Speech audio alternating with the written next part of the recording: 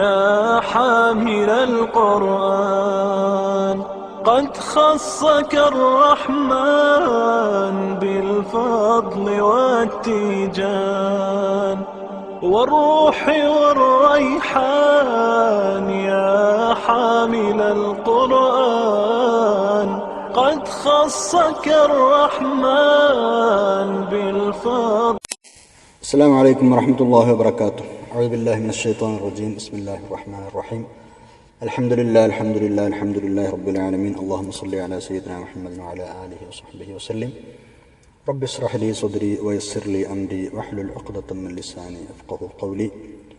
أعوذ بكلمات الله التامة من كل شيطان وهامة ومن كل عين لامة. ബഹുമാനപ്പെട്ട സഹോദര സഹോദരിമാരെ, നമ്മൾ പഠിച്ചുകൊണ്ടിരിക്കുന്നത് സൂറത്തു സൽസലയാണ്. ഇദാ സുൽസിലത്തിൽ അർളു സിൽസാലഹ എന്ന് തുടങ്ങുന്ന സൂറ, അതിൻ്റെ അവസാന ഭാഗമാണ് നമ്മൾ ചർച്ച ചെയ്തുകൊണ്ടിരിക്കുന്നത്. ഖിയാമത്ത് നാളിൽ എല്ലാവരും പുനർജന്മം നൽകപ്പെട്ട് എഴുന്നേറ്റ് മഹ്ശറിലെത്തി. മഹ്ശറിലെ വിചാരണ സമയമാണ്. അവിടെ നടക്കുന്ന രംഗങ്ങളാണ് നമ്മൾ ചർച്ച ചെയ്തുകൊണ്ടിരിക്കുന്നത്. ഫമൻ യഅമൽ മിസ്ഖാല ദർറത്തിൻ ഖൈറൻ യറഹ് വമൻ യഅമൽ മിസ്ഖാല ദർറത്തിൻ ശർറൻ യറഹ്. ഈ രണ്ട് ആയത്തുകളാണ് അവസാനം നമ്മൾ പറഞ്ഞു നിർത്തിയത്.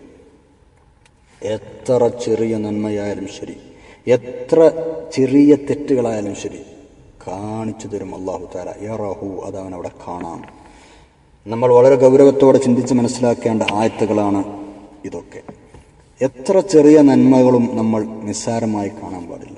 നമുക്ക് ചില സമയത്തൊക്കെ അങ്ങനെ സ്വഭാവമുണ്ട്. അതൊരു ചെറിയ സംഗതിയല്ലേ, അതൊക്കെ ചെയ്തിട്ട് ഇപ്പം എന്താ, അങ്ങനെ തന്നെ അതിനെ നമ്മൾ നവർ മൈൻഡ് ചെയ്യുന്നൊരവസ്ഥ, അത് വരാൻ പാടില്ല. കാരണം അതും എണ്ണപ്പെടും എന്ന് പറഞ്ഞാൽ പിന്നെ അത് നമ്മൾ ചെയ്യണ്ടേ.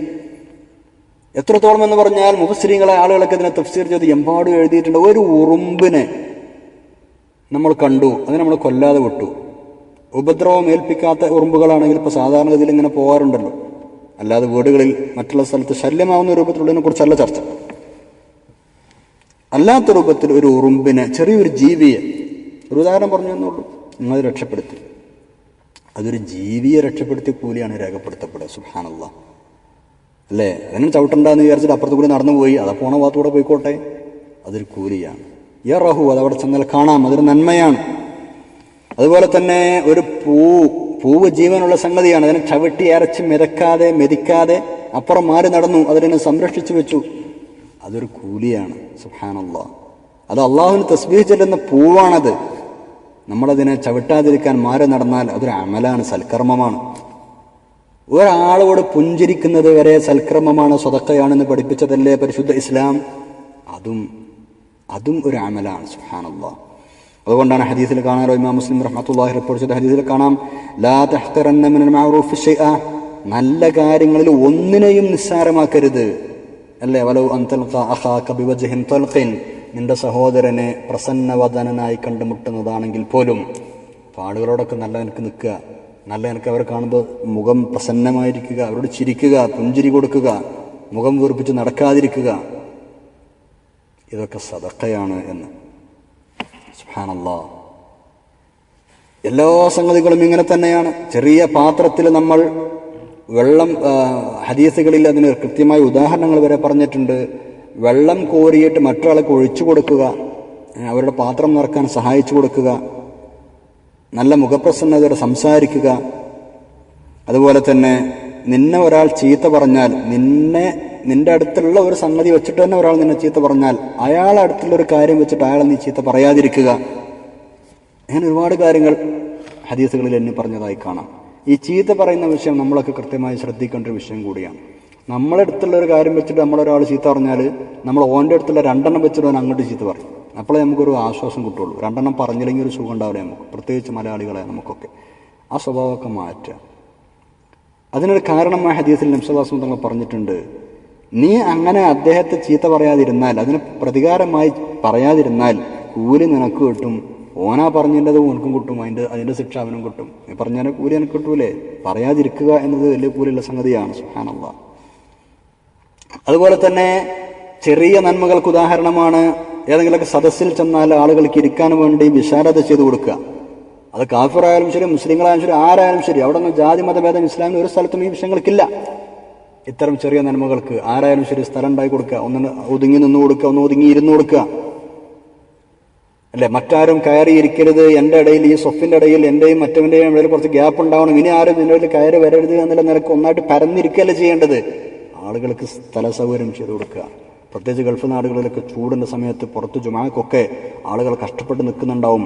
ഉള്ളിൽ പരമാവധി സൗകര്യം ചെയ്ത് കൊടുത്തിട്ട് അവരകത്തേക്ക് കയറ്റാനുള്ള ശ്രമങ്ങൾ നടത്തുക. ഇതൊക്കെ വലിയ കൂലിയുള്ള സംഗതികളാണ്. അതുപോലെ തന്നെ വെള്ളം കുടിപ്പിക്കുക, അത് മനുഷ്യന്മാരായാലും ശരി ജീവികളായാലും ശരി, അല്ലേ? നായക്ക് വെള്ളം കൊടുത്തതിന് ഇവർ സ്വർഗത്തിൽ പോയ ആ കഥയും ഹദീസും ഒക്കെ നമ്മളെല്ലാവർക്കും അറിയുന്ന വിഷയങ്ങളാണ്. പക്ഷികൾക്ക് വെള്ളം കൊടുക്കുക, ജീവികളെ നമ്മൾ രക്ഷിക്കുക, ഇതൊക്കെ നമുക്ക് കാണാൻ പറ്റുന്ന സൽക്കർമ്മങ്ങളാണ്. ഒന്നും വേസ്റ്റായി പോകാത്ത സംഗതികളാണ്. ഇസ്ലാമിന്റെ ആദ്യകാലത്ത് ചെറിയ അമലുകൾക്കൊന്നും പ്രതിഫലമില്ല എന്നൊരു ധാരണ പൊതുവെ ഉണ്ടായിരുന്നു എന്നാണ് സ്വഹാബികൾക്കടക്കം. അത് അള്ളാഹു തആല തിരുത്തിയതാണ് ഈ ആയത്തിലൂടെ. ചെറിയ സംഗതികൾക്കൊന്നും പ്രതിഫലമില്ല എന്ന്. അപ്പൊ ഏതെങ്കിലും ഒരു മിസ്കീന്മാരെ പോലെ വീട്ടിലേക്ക് വന്നാൽ, സദഖ ചോദിച്ചിട്ട് വന്നാൽ, അവർക്കൊരു മടിയായിരുന്നു കൊടുക്കാൻ. എന്ത്? ചെറിയ കാരക്ക, അല്ലെങ്കിൽ കാരക്കന്റെ പൊട്ട്, അതല്ലെങ്കിൽ ചെറിയ എന്തെങ്കിലും സാധനങ്ങൾ കൊടുക്കാനൊക്കെ അവർക്കൊരു മടിയായിരുന്നു. ഇതൊന്നും കൊടുത്താൽ കൂലി കിട്ടൂല എന്നൊരു ധാരണ, അല്ലെങ്കിൽ കൊടുക്കാൻ അവർക്കൊരു കുറവായിരുന്നു അവർക്ക്. അവരെന്നങ്ങനെ പറയും, ഇതൊക്കെ ഇപ്പോൾ കൊടുത്തിട്ട് ഇപ്പം എന്താ, ഞങ്ങൾക്ക് കൊടുത്തിട്ട് കൂലി കിട്ടണമെന്നുണ്ടെങ്കിൽ ഞങ്ങൾക്ക് ഇഷ്ടമുള്ള നല്ലൊരു സംഗതി, അല്ല കാര്യപ്പെട്ടൊരു സംഗതി തന്നെ കൊടുക്കണ്ടേ എന്നൊരു ധാരണ അന്നുണ്ടായിരുന്നു. അത് തിരുത്താണ്. അങ്ങനെയൊന്നുമല്ല, എല്ലാറ്റിനും പ്രതിഫലമുണ്ട്. വേറെ ചില ആളുകൾ ധരിച്ചിരുന്നു ചെറിയ തെറ്റുകൾക്ക് ശിക്ഷയില്ല എന്ന്. അങ്ങനെയും ചില ആളുകൾ വിചാരിച്ചിരുന്നു എന്നാണ്.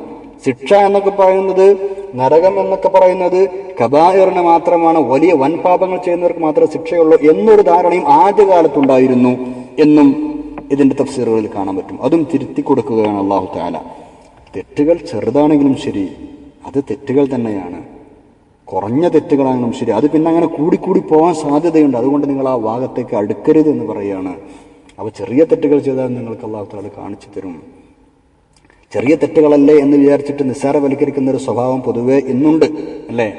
ചെറിയൊരു തെറ്റല്ലേ, ഒരു കറാഹത്തല്ലേ, അല്ലെങ്കിൽ വിഷയമല്ലേ, അതങ്ങനെ ചെയ്ത് പിന്നെ അതങ്ങനെ സ്ഥിരമായി പോകാനുള്ളൊരു പ്രവണത, ഒരു ടെൻഡൻസി അതിലുണ്ടാവും. അതുകൊണ്ടാണ് അത് ചെയ്യരുത് എന്ന് പറയാൻ കാരണം. ഈ ആയത്തിറങ്ങിയപ്പോൾ എല്ലാവർക്കും എല്ലാ കാര്യവും ബോധ്യപ്പെട്ടു. എത്ര ചെറിയത് കൊടുത്താലും കൂലി ഉണ്ടാവും. ഓരോ ബിശഖിതംറ, കാരക്കയുടെ ചീള് കൊണ്ടുപോരെങ്കിലും നിങ്ങൾ നരകത്തെ സൂക്ഷിക്കണമെന്നൊരു ഹദീസിൽ തിരുനബി സല്ലല്ലാഹു അലൈഹി വസല്ലം തങ്ങൾ പറയുന്നുണ്ട്, അല്ലേ? സദഖ കൊടുക്കുന്നോടത്തേ നിങ്ങൾക്ക് നിങ്ങളുടെ അടുത്ത് അതേ ഉള്ളൂ എങ്കിലും നിങ്ങൾ അതുകൊണ്ട് നിങ്ങൾ കൊടുത്ത് നരകത്തെ ഒഴിവാക്കണം. അപ്പോൾ അത് കണക്കിൽപ്പെടുന്ന സംഗതിയാണെന്ന് ചുരുക്കം. ഈ ആയത്തിറങ്ങിയപ്പോൾ എല്ലാവർക്കും എല്ലാം ബോധ്യമായി. ഇതിലപ്പുറം ഇനി ഒരു ഉപദേശവും വേണ്ട എന്ന് പല ആളുകളും വന്ന് പറഞ്ഞു. ഹബീബായ തിരുനബി സല്ലല്ലാഹു അലൈഹി വസല്ലം തങ്ങളുടെ സദസ്സിൽ പല ആളുകളും വന്ന് പറഞ്ഞു, ഞങ്ങൾക്ക് ഇനി ഇത് കേട്ടാൽ മതി, ഇതിലപ്പുറം ഒരു ഉപദേശമാണ് നബിയെ. സഅദ് ഇബ്നു മുആവിയ, അദ്ദേഹം തിരുനബി സല്ലല്ലാഹു അലൈഹി വസല്ലം സദസ്സിലേക്ക് വന്നപ്പോൾ ഈ ആയത്ത് ഓതിയത് തങ്ങൾ, ഫമൻ യഅമൽ മിസ്ഖാല ദർറത്തിൻ ഖൈറൻ യറ വമൻ യഅമൽ മിസ്ഖാല ദർറത്തിൻ ശർറൻ യറ. ഇത് കേട്ടേക്ക് മൂപ്പർ പറഞ്ഞു, ഹസ്ബി, മതി മതി മതി, ഞാൻ വേറെ ഒന്നും കേൾക്കണ്ട, എനിക്ക് മതി, ഇതെന്ന് മനസ്സിലായി എല്ലാം, ഇതിലപ്പുറം ഞാൻ എന്ത് കേൾക്കണം? ഇമാം അഹ്മദും നസായിയും റഹ്മത്തുള്ളാഹി അലൈഹിം റിപ്പോർട്ട് ചെയ്ത ഹദീസാണത്. ഒരു ആറാബിയും ഇതേപോലെ പറഞ്ഞിട്ടുണ്ട്, മതി എന്ന് പറഞ്ഞിട്ടുണ്ട്. ഇത് കേട്ടപ്പോ തിരുനബി സല്ലല്ലാഹു അലൈഹി വസല്ലം തങ്ങളുടെ അടുക്കൽ വന്നിട്ട് പറഞ്ഞല്ലോ, എനിക്കൊന്ന് ഉപദേശിച്ചു തരണം, പക്ഷെ കൂടുതൽ നീട്ടി പറയുന്നു വേണ്ട, കുറച്ച് പറയണം. അവരെങ്ങനെയാണല്ലോ ഉള്ളത് വെട്ടി തുറന്ന് പറയുന്ന ആളുകളാണ് അവർ, നാട്ടും പുറത്തുകാരാണല്ലോ. എന്നെ ഉപദേശിക്കണം, കുറച്ച് പറഞ്ഞാൽ മതിയിട്ടില്ലേ എന്ന് പറഞ്ഞു നബി സല്ലല്ലാഹു അലൈഹി വസല്ലം തങ്ങളോട്. തങ്ങൾ പറഞ്ഞു, ഫമൻ യഅമൽ മിസ്ഖാല ദർറത്തിൻ ഖൈറൻ യറ വമൻ യഅമൽ മിസ്ഖാല ദർറത്തിൻ ശർറൻ യറ.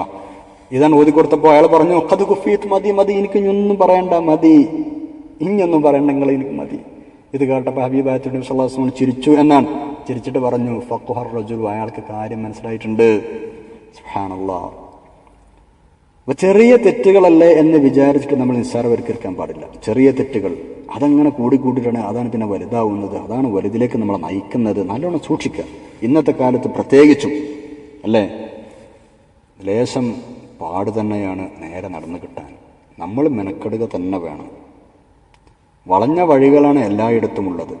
നമ്മളായിട്ട് മെനക്കെട്ടേ പറ്റൂ. അള്ളാഹുവിൻ്റെ സ്വർഗം അത് കിട്ടണമെങ്കിൽ അതിനുശേഷം വിലയും കുറച്ച് അധ്വാനവും മെനക്കുറൊക്കെ വേണം. അള്ളാഹുവിൻ്റെ ചരക്കാണ് സ്വർഗം. അത് ഖാലിയ, അത് വിലപിടിപ്പുള്ളതാണ്. അതിന് മെനക്കെടേണ്ടി വരും, കുറച്ച് ബുദ്ധിമുട്ടേണ്ടിയും വരും. എല്ലാറ്റിനും സാഹചര്യങ്ങളുള്ള ഏത് വഴിക്കും നീങ്ങാൻ നമ്മളെ പ്രേരിപ്പിക്കുന്ന എല്ലാവിധ സൗകര്യങ്ങളുമുള്ള സമയത്താണ് നമ്മൾ ജീവിച്ചുകൊണ്ടിരിക്കുന്നത്. നമ്മൾ നമ്മുടെ നഫ്സിനോട് ജിഹാദ് ചെയ്തേ പറ്റൂ. നമ്മുടെ ശരീരത്തിൻ്റെ ഇച്ഛകളോട് താല്പര്യങ്ങളോട് നമ്മൾ പടപൊരുതിയേ പറ്റൂ. അപ്പോഴേ ഈ രൂപങ്ങളിലേക്ക് നമുക്ക് ചെന്നെത്താൻ കഴിയുകയുള്ളൂ. ധാരാളം നന്മകൾ ചെയ്യാൻ അപ്പോഴേ കഴിയുകയുള്ളൂ. ചെറിയ തിന്മകളാണെങ്കിലും ശരി ഒഴിവാക്കാൻ ഈ ഒരു കാർക്കശ്യ ബുദ്ധി നമുക്കുണ്ടെങ്കിലേ കഴിയുകയുള്ളൂ. എൻ്റെ അടുത്ത് അത് സംഭവിക്കൂല. ഫമയ്യഅമൽ മിസ്ഖാല ദർറ എന്നല്ലേ പറഞ്ഞത്, രണ്ടായാലും. അതുകൊണ്ട് ഞാൻ എൻ്റെ അടുത്ത് നിന്ന് ഞങ്ങളുടെ തെറ്റ് സംഭവിക്കൂല. ചെറിയ നന്മയാണ്. കുപ്പായം ധരിക്കുന്ന സമയത്ത് വലത് കൈയിട്ടാൽ അത് ഇബാദത്താണ്, സുന്നത്താണ്. ഞാനത് ഒഴിവാക്കൂല, ഞാനത് ഇടും. ചെരുപ്പ് ധരിക്കുകയാണ്, ഞാൻ വലത്തേതേ ആദ്യം ധരിക്കാൻ തുടങ്ങുകയുള്ളൂ. ഹബീബായ തിരുനബി സല്ലല്ലാഹു അലൈഹി വസല്ലം തങ്ങൾക്ക് അത് ഇഷ്ടമായിരുന്നല്ലോ, അവിടുത്തെ സുന്നത്തല്ലേ. ഞാനത് ഒരു നിലക്കും ഞാൻ ഒഴിവാക്കൂല. അങ്ങനെയാണ്. ബ്രഷ് ചെയ്യുക എന്നത് എല്ലാവരും ചെയ്യണ പണിയാണ്, എല്ലാവരും ചെയ്യാറുണ്ട്. പക്ഷേ മുസ്ലിങ്ങളായ നമ്മൾ ചെയ്യുമ്പോൾ അതിന് മറ്റൊരു മാനമുണ്ട്. അതൊരു ഇബാദത്താണ്, വളരെ പ്രതിഫലമുള്ള ഇബാദത്താണ്.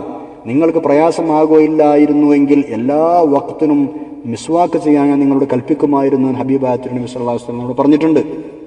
അത് വലിയൊരു ഇബാദത്താണ്. അപ്പം നമ്മൾ ബ്രഷ് ചെയ്യുമ്പോൾ അതിന് പല്ല് വൃത്തിയാകുക, വായനാറ്റം മാറുക എന്നതിനപ്പുറം ഒരു ഇബാദത്താണ് എന്നൊരു ചിന്ത നമുക്കുണ്ടാവണം.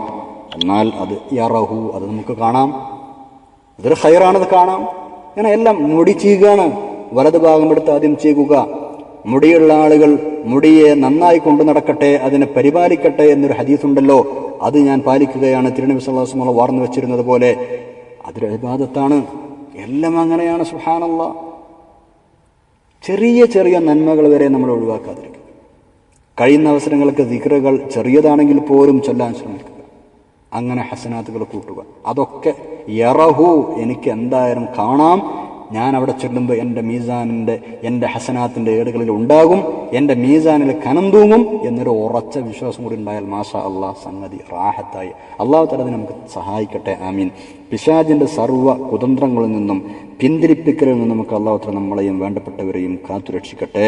നിങ്ങൾ ദുആ ചെയ്യണം, എല്ലാവരോടും വസിയത്ത് ചെയ്യണം. അള്ളാഹു നമ്മളെ സ്വാലിഹീങ്ങളെ കൂടി ചേർത്ത് തരട്ടെ, നമ്മുടെ ആഖിബത്ത് റബ്ബ് നന്നാക്കി തരട്ടെ. ആമീൻ. സുബ്ഹാനകല്ലാഹുമ്മ വബിഹംദിക അഷ്ഹദു അൻ ലാ ഇലാഹ ഇല്ലാ അൻത അസ്തഗ്ഫിറുക വഅതൂബു ഇലൈക്. അസ്സലാമു അലൈക്കും വറഹ്മത്തുള്ളാഹി വബറകാതുഹു.